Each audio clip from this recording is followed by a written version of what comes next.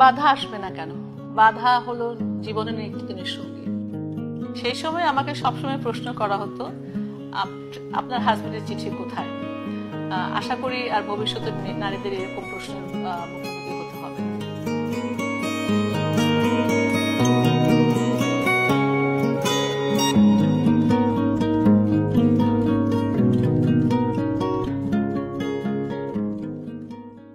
আমার ক্যারিয়ারের শুরুর দিকে, আই থিঙ্ক এটা 90s-এর শুরুর দিকেই হবে, আমি একবার সিঙ্গাপুরে ট্রাভেল করছিলাম এবং আই ওয়াজ ট্রাভেলিং অ্যালোন। এয়ারপোর্টে আমাকে ইমিগ্রেশন অফিসার বলল, আপনার নাম রূপালী চৌধুরী, আপনার হাজবেন্ডের নাম আব্দুল হক, এবং আপনি একলা ট্রাভেল করছেন, আপনার তো হাজবেন্ডের পারমিশন লেটার লাগবে।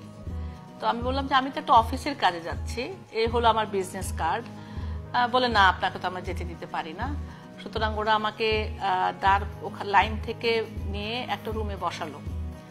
আমি বললাম যে আপনারা আমার থেকে কি চান, কি প্রমাণ? আমি তো আর আমার ম্যারেজ সার্টিফিকেট নিয়েও ঘুরবো না, আমার পাসপোর্টেই হচ্ছে যে আমার ভিসা আছে, পাসপোর্ট আছে, সুতরাং আপনি you have to let me go. আপনি কিভাবে আমাকে না যেতে দিতে পারবেন? কিন্তু দেখা গেল বেশ কিছুক্ষণ সময় চলে যাচ্ছে। আমি তখন ওনাদেরকে বললাম যে আমি যদি আজকে প্লেন আমি মিস করি, কিন্তু আমি এটাকে পাবলিক করেই ছাড়বো যে আপনারা কোনো কারণ ছাড়া আমাকে যেতে দিচ্ছেন না। তারপরে বলছে ওরা যে ঠিক আছে, আপনার অফিসের নাম্বার দিন, আপনি যে ওই অফিসে কাজ করেন সেটার প্রমাণ কি? তা আমি তো একটা ভিজিটিং কার্ড দিলাম। বলে ভিজিটিং কার্ড তো যে কোনো কেউ দিতে পারে। সুতরাং তখন আমাদের আবার কর্পোরেট অফিস ছিল চট্টগ্রামে।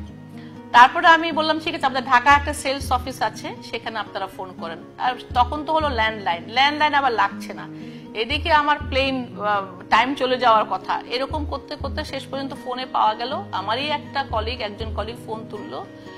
থ্যাঙ্ক গড, সে বললো হ্যাঁ উনি আমাদের কোম্পানিতে চাকরি করেন। তারপরে ওরা আমাকে যেতে দেয়। সুতরাং আমাদের প্রথম দিকে কত বাধা বিপত্তি এসছে, এবং প্রত্যেকবারই আমাদেরকে বলা হতো যে তোমার হাজবেন্ডের চিঠি কোথায়, একলা ট্রাভেল করার আগে।